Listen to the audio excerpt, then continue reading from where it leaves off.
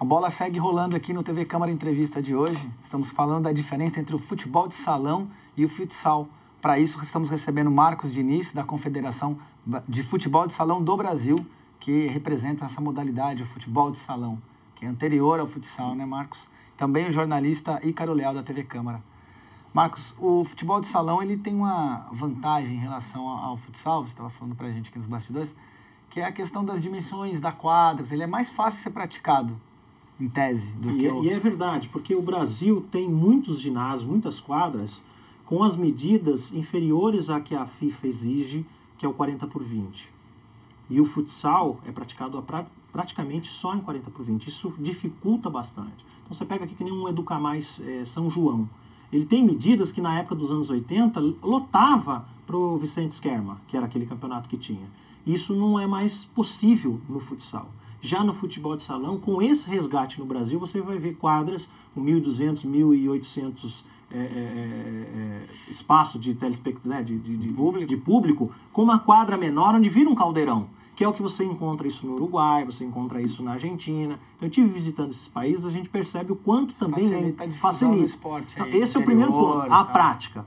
Qualquer quadra de escola não tem a dimensão de 40x20. Qual é a escola que consegue manter uma quadra 40x20? Geralmente são as quadras de condomínios são menores ainda. E a prática do futebol de salão é melhor para as quadras que têm dimensões menores. Né? A chegada no gol e tal. Então essa é uma grande vantagem em relação a essa outra modalidade. Outra vantagem é o lateral com a mão, que a gente já tinha acabado de comentar. Porque isso daí faz, até na categoria de base, a categoria veterano, que sumiu. E por que sumiu a categoria veterano no Brasil? Porque quem acima de 40 anos, 35 ou 40 anos, ou 50 anos, vai conseguir abaixar para colocar a mão na bola, tocar ela e começar o jogo. É muito mais fácil ele cobrar com a mão. Isso é uma dificuldade para o jogador acima de 40 anos. Ele pode estar bem em forma, mas não é fácil. Então você pega as categorias mais idosas assim, não dá mesmo, 50 anos, 55 anos, não vai ter condição. E para a criançada, elas dão uma bicuda na bola, a bola some e não tem jogo. Então se ela passa a bola aqui, ela também começa a ter numa categoria de base ali com 12 anos. Eu não sou muito favorável àquelas competições de sub-8, sub-9, eu não gosto muito disso. A gente tem no nosso projeto, as competições começam a partir do 12, categoria 12 anos. Até ali, você tem que ter a prática voluntária, lúdica, festivais, outra função, que é uma outra função. Né? Então, esse é o nosso espírito também em relação a isso. A bola, sendo mais pesada, ela fica mais dentro da quadra, sai menos, e aí você tem uma possibilidade de arranjo, de cadência de jogo. Né? E o goleiro é goleiro. Ele não tem que ficar ali como goleiro linha, abrindo um espaço para levar um monte de gol. Às vezes você pega um jogo que foi 7-4, mas 6 gols foi daquele goleiro linha que estava lá na frente, que perdeu a bola. Não tem muita graça, na minha opinião. E essa situação que o goleiro fica recebendo para cá, isso daí também ficou, eu acho que na minha opinião, para o futsal muito ruim. É melhor então jogar. Ele hoje distribui a bola. Antigamente, nos anos 80, o goleiro não saía com a bola e não valia gol dentro da área. Hoje já vale gol dentro da área. Ou seja, houve mudanças na regra da MF também. Que hoje quem comanda é a Associação Mundial de Futsal, que sucedeu aquela FIFUSA que eu comentei no primeiro bloco. Então, assim, as diferenças de regras são evidentes, a diferença administrativa mais ainda. Mas eu acredito que o atleta, seja ele qualquer idade, vai conseguir jogar as duas, e mais, vai gostar mais da nossa. Você disse que você pretende se reunir, está se reunindo com atletas que praticaram o futsal FIFA e que podem trazer uma grande como que eu vou dizer, grande visibilidade para o futebol de salão clássico. Com quem que você pretende se reunir? Você pretende, por exemplo, se reunir com o Falcão, que é uma grande estrela brasileira, que é conhecida em todos os cantos do mundo hoje. Você pretende também se reunir com ele? Você pretende reunir com outros jogadores, ou até mesmo do futebol de campo, e mostrar o projeto, como é que funciona? Claro que seria um sonho você ter um jogador como o Falcão. Pela questão técnica, pela questão de marketing, pela questão do momento que ele vive com a confederação. Isso é um sonho. Como é que você realiza isso? Abordando ele para ter o sim ou não. Eu tenho um contato um pouco mais estreito com ele. Isso não significa nada. E até porque eu não convoco o jogador. Quem convoca é o nosso treinador. E é claro que o nosso treinador adoraria saber se um Falcão topa ou não. Eu acho que ele tinha que ser campeão por várias modalidades, como ele já foi no São Paulo, sem jogar praticamente, mas ele foi campeão da Libertadores, ele já foi campeão do mundo com o time, já foi campeão do mundo com a seleção de futsal, já jogou no Madureira Futebol 7, por que não colocar uma medalha do COI no peito? Porque a única modalidade que está nos Jogos Mundiais reconhecido pelo COI é o futebol de salão, e não é o futsal.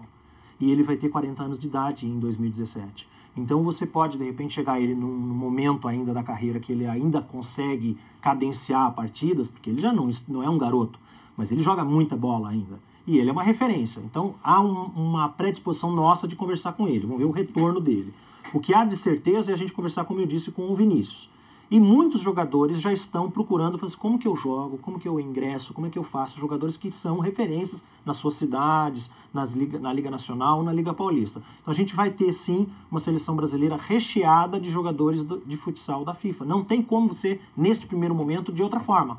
Porque nós não temos nenhum jogador que possa servir a seleção brasileira que só é do futebol de salão. A não ser o Thiago Negri, que esse fez o caminho inverso. Ele é novo, ele viu que não tinha uma oportunidade, jogou na Espanha, na Liga Nacional Espanhola, ele joga futsal ainda, inclusive ele está no São Bernardo, só que ele tem um contrato com a Colômbia, que é o campeonato profissional. Então ele joga nos times colombianos, ele tem um contrato financeiro com a Colômbia. E ele é o nosso camisa 12, olha que surpreendente. Coincidência. Que coincidência, porque ele é uma referência. Né? E a camisa 12 começou com o Jackson lá atrás, em 82, nos anos 80. Então, assim, o Thiago Neves é um selecionável. Quem vai convocar o treinador? Sim, a gente precisa ter o Thiago Neves, porque ele já está acostumado, ele vai passar a transição de regras mais fácil, seja o craque que for que vier da FIFA. Mas, como são modalidades similares, o jogador está mais interessado em fazer gol, ou se ele é goleiro, defender bola. Então a gente não vai ter essa dificuldade, mas você vai ver nomes na seleção brasileira sim. E você acha que para essa modalidade também, vou usar o exemplo do futebol de areia. No futebol de areia se usou muito o Júnior como embaixador, como garoto propaganda, grande garoto propaganda daquela modalidade, né?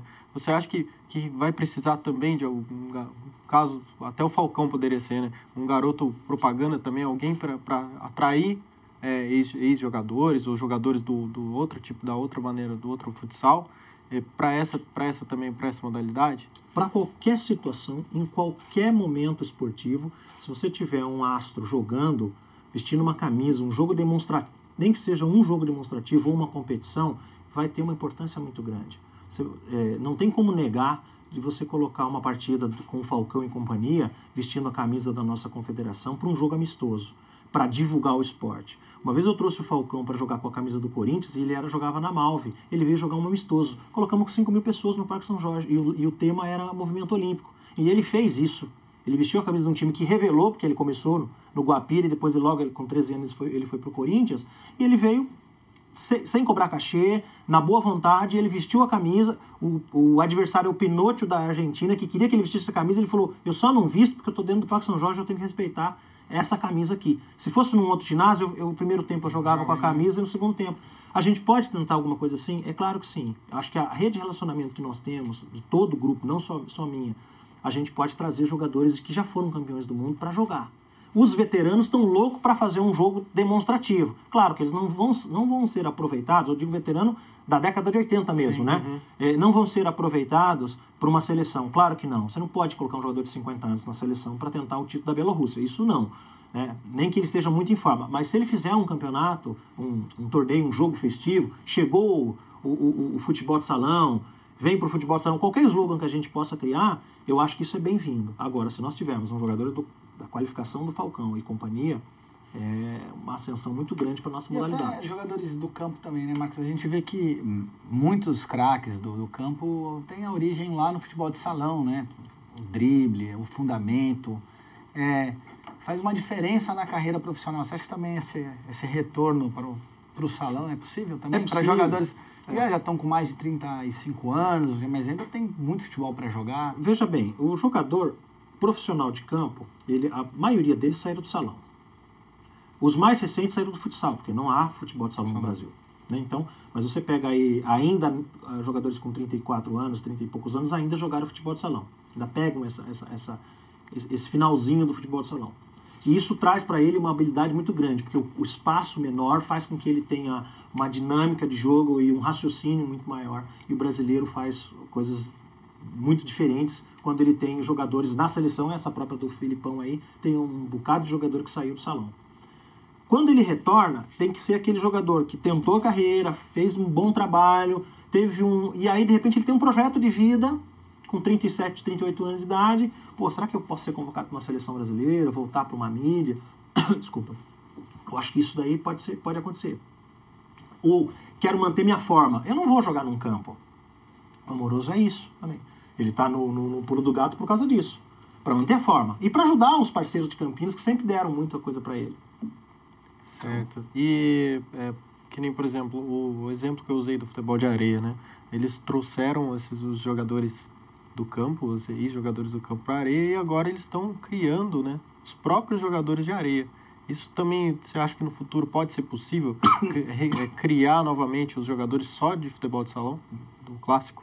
Pode sim. Eu acho que esse é o que a gente mais almeja, né? O fato é que nós estamos num processo de transição que deve demorar uns 2, 3 anos para as pessoas absorverem a mensagem, entenderem que são modalidades distintas. E isso demora. Então você vai ter menininhos de 13 a 16 anos que vão ainda ficar na dúvida, mas aquele de 17... Então vai começar a ter toda uma situação assim. O futebol de areia, até um tempo desse, não era da FIFA. E ele ingressou para a FIFA. Só que ele ingressou de uma forma diferente do futebol de salão. Acho que essa é a grande diferença. Quer dizer, você também tem que... Vocês estão preparados para enfrentar também esse gigante aí, chamado FIFA, que, por exemplo, a gente vê aí nos preparativos da Copa do Mundo, né? Como a FIFA, a gente votou lei no Congresso para mudar a legislação do país para atender o padrão FIFA, quer dizer, como é que vocês encaram também a AMF internacionalmente tem essa força?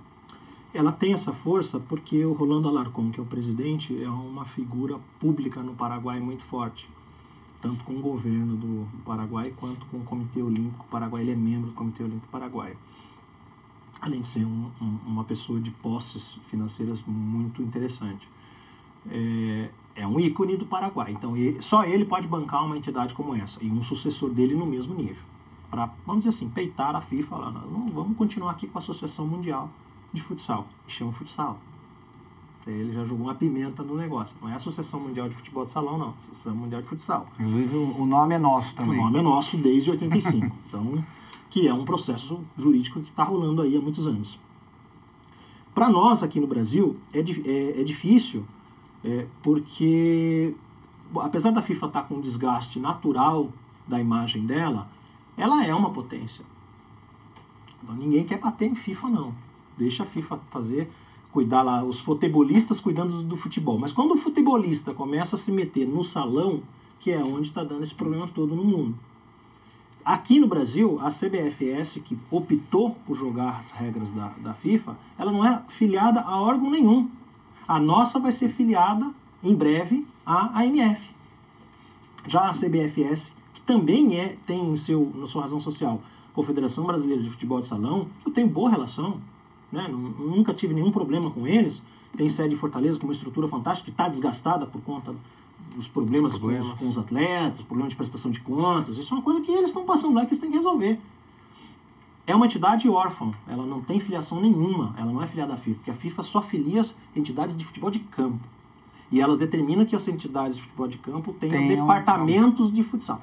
No Brasil, e de beach soccer. No Brasil é diferente. No Brasil ela aceitou ter uma independência dentro do território brasileiro.